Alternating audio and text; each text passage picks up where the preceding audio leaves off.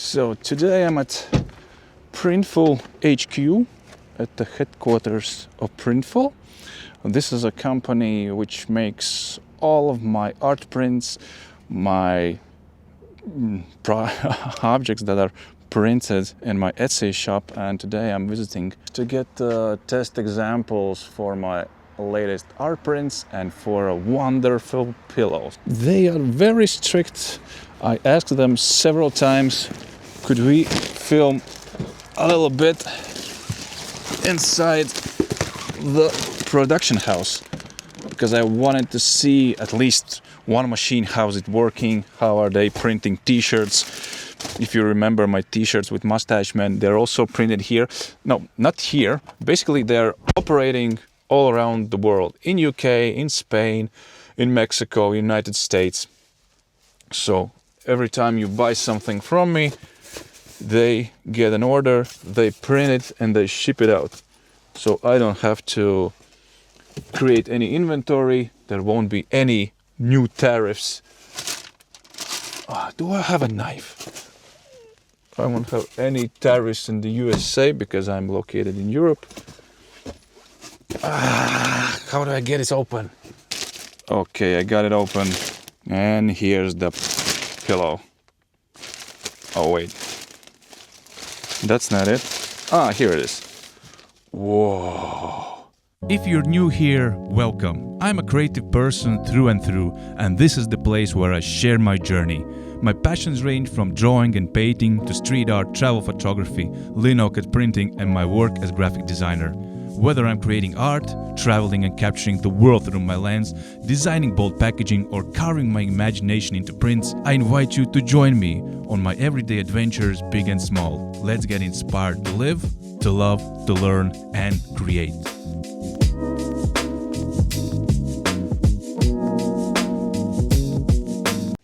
Oh, this looks amazing! In any interior, this was gonna pop out. This is gonna be a conversation starter. Yeah, this looks great. But about the pillow, I'm gonna talk to you a little bit later when I get home, when there's better lighting and we can take a look at it.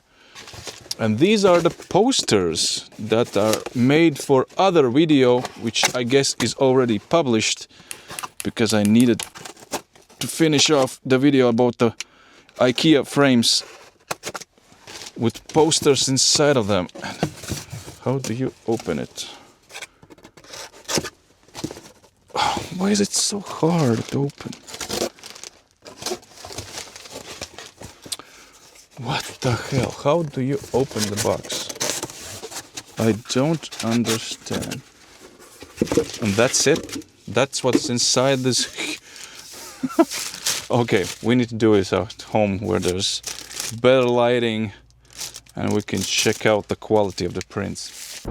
And when I started this YouTube channel, and as to document everything about my journey of more of becoming an artist than just a graphic designer, I thought it's gonna be easy because I'm a creative person. I can make anything. But what I cannot make up is time to do it. Right now, as you see, sun is out and the whole country is like waking up from a deep sleep. Work is coming in. I have so much to do as a graphic designer, and I cannot find time to shoot at least one creative video, at least one normal art video about something that I do, but something that I'm making in the background because of the job, because of the things I have to do to pay the bills and feed my family. And I don't know, I'm getting anxious, and I'm like always thinking, is this good enough for YouTube? Will anybody be watching? Because one video is about photography, one video is about how I sold my artwork, the third video is about vlog style when we are working on a Sunday. And from the views I can see that When I'm talking about my artwork, everybody's watching, people are getting inspired. I bet most of the viewers are other artists who are trying to do something similar as me, to find your way in the art world, to make a living, to sell your prints, to sell your original artwork, etc. And you're checking out, just like me, checking out other artists. What are their habits? What do they do? How do they earn money? How do they do everything day to day, and what's their routine, and etc. But I think there is no guidebook how to make your YouTube videos. You can make them like me, driving behind the wheel, because this is the only spare time I have. But somewhere in the back of my mind, I have always this fear, this anxiety that this is not good enough. You have to sit in a beautiful studio, which I don't have and I cannot afford. You have to speak something very inspirational. Why are you driving so slow? Oh my God, maybe this was a bad idea to film myself while I'm driving, because when I'm driving, I'm shouting at everybody and showing my middle finger. And you get anxious and you think, is this video good enough? Is this quality good enough? Is my story interesting? Because I see that many of us are trying, and this start when we don't have the confidence, when we haven't built our YouTube channels with hundreds and hundreds of followers, we are struggling to be confident in what we are doing. And I see that I'm guilty of that as well. Oh, but right now I'm so hungry, I cannot think of anything else. So I'm thinking, where could I take you guys that would be interesting to watch? And I'm thinking about Lido. Basically, it's the biggest homemade food chain here in Latvia, in Riga.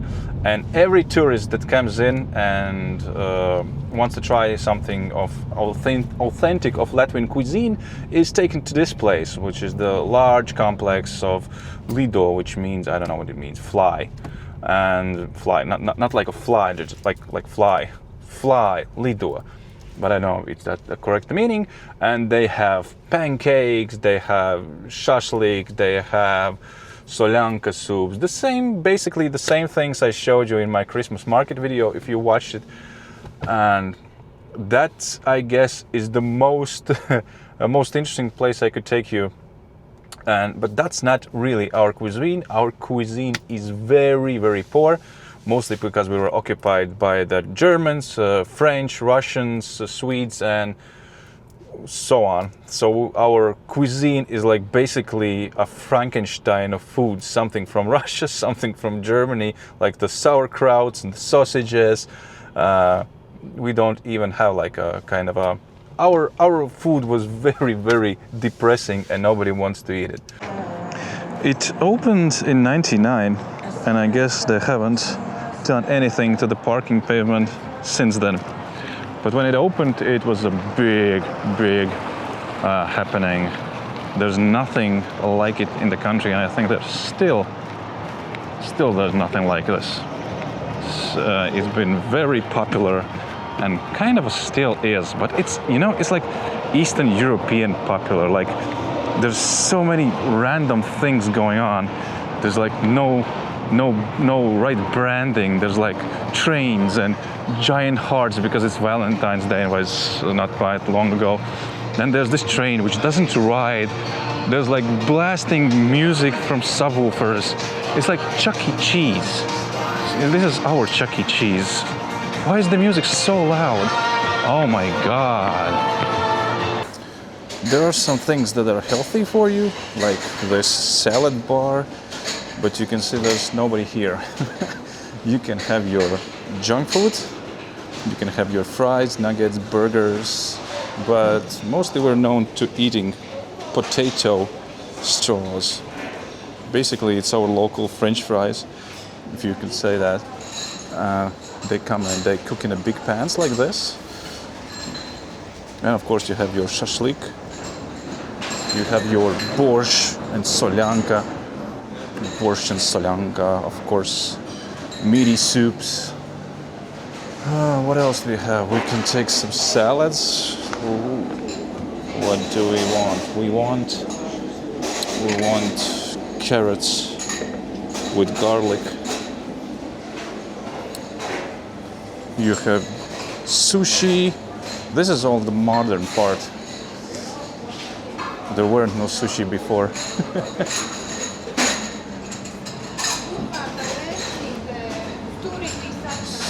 Yeah. And there's the pancake station. Pancake station is another big thing for us.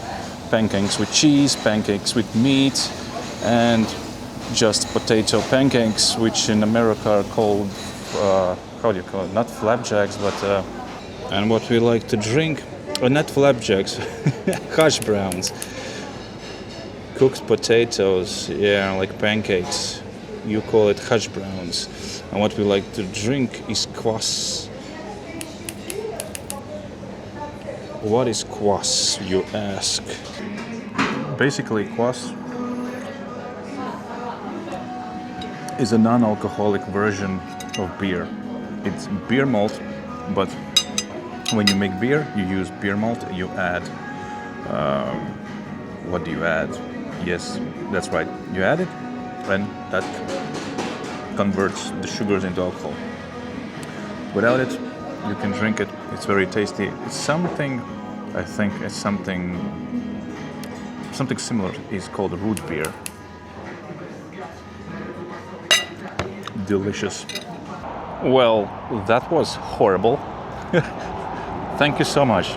The food was gross. I'd rather eat McDonald's. I think McDonald's Big Mac meal would have less calories than those overcooked potatoes. Stop singing. Why the music is so loud outside? And I don't know, is the situation in all countries the same? If I start filming something inside any mall, any restaurant, there's always gonna be problems with the security. They're gonna come to you and say, you cannot film here. What are you doing here? What is this for? Like, everyone is so paranoid about me doing something wrong when I'm just making silly little YouTube videos that aren't hurting anyone. That's why I love traveling. When I travel, I don't know, I kind of feel people don't really care if I'm filming or not filming, taking photos. Everybody's chill about it, and the videos turn out much more nicer with much more attention to detail. Here, I'm just afraid that somebody's gonna be shouting at me. Oh! That's why I'm filming in such a rush. And you have to pay for this parking. That hasn't changed since the 2000s, yeah. Here I have it on my couch, and it looks pretty amazing. I don't know if the colors are represented as good as it looks in real life. They're very vibrant, the stitching is excellent. They've done a really good job with this one. Because in the real painting, the painting ends somewhere here. But you need to submit a file that is much, much larger, because they print directly sublimation or direct printing. No, this is sublimation. So meaning they put a printed image on the fabric, and then I think with using heat, I think they somehow transfer the ink to the fabric, and it will never fade. And because it needs stitching, you have to submit larger file.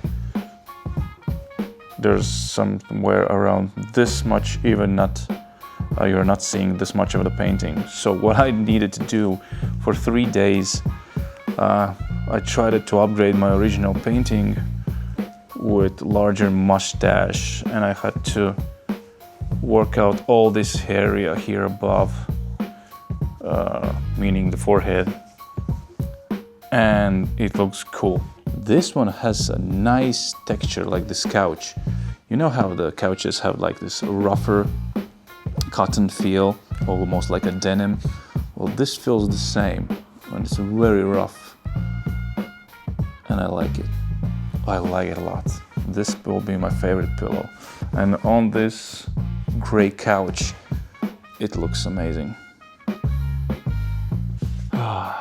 Now for the posters, let's check out the print quality on those, because this is a 10 out of 10. The colors are vibrant, the print is perfect. It looks just like I saw it on my mock-up. Before you submit it to your Etsy store, it makes a mock-up of the pillow and looks exactly like it. I love it. It looks amazing. I must make more. I must make bigger ones. You don't want to be putting some stains on your art prints. Let's see. Okay, this looks perfect. The colors are extra vibrant, but I wish they wouldn't roll it along the short side. But the print is absolutely gorgeous. It's perfect, it's matte. It looks really, really good. I'll try to bring it up to the camera. Most of all, I'm surprised about the colors, because as you know, printing is a whole nother headache, and this looks perfect. One beef with myself is that, can you, let me get this paper out of the way. Can you call it an art print if it's not really a photograph? Like, you know, Mona Lisa, this is not a photograph. I took the photo and I I retraced the image, and then I redraw the parts that were bad because the camera couldn't capture all the little small nooks and crannies. Oh man, we gotta frame it and see how it looks. So here are my prints in frames, but there's gonna be whole video about how I chose the right frames, and I don't even know right now why I bought them. But still, there's gonna be another video about it. I just wanted to show off the final result because it looks amazing. I think maybe I will reduce these vertical lines, and the same goes here for these, because vertical and horizontal, these corner lines. I think maybe only the little spots and dots would be sufficient because it looks kind of wrong. And the prints are a little bit bigger than they should be, so you need to X-Acto knife and cut a little bit off. But if you are a normal person and not a poor person like me, you can always go to a framer and he will do this for you professionally. But let me know what you think, because these frames are weird. They're like, if you can see, they're like 1/2 inch to the inside, and it kind of eats a little bit of the print, so this line is almost invisible. I don't know, is it good, is it bad, but I like it because the colors are great, the print quality is great, just the framing takes a little bit. If you know what you're doing, you're good. If you don't know what you're doing, better leave it to the framer. And once again, a beautiful pillow. I love this pillow. So these are my test runs and they all passed 100%. So I'm gonna set up my listings in Etsy shop, and you can buy anything with my artwork in my Etsy shop, which is mycreativedisorder.etsy.com. So thank you for watching, and see you in the next one.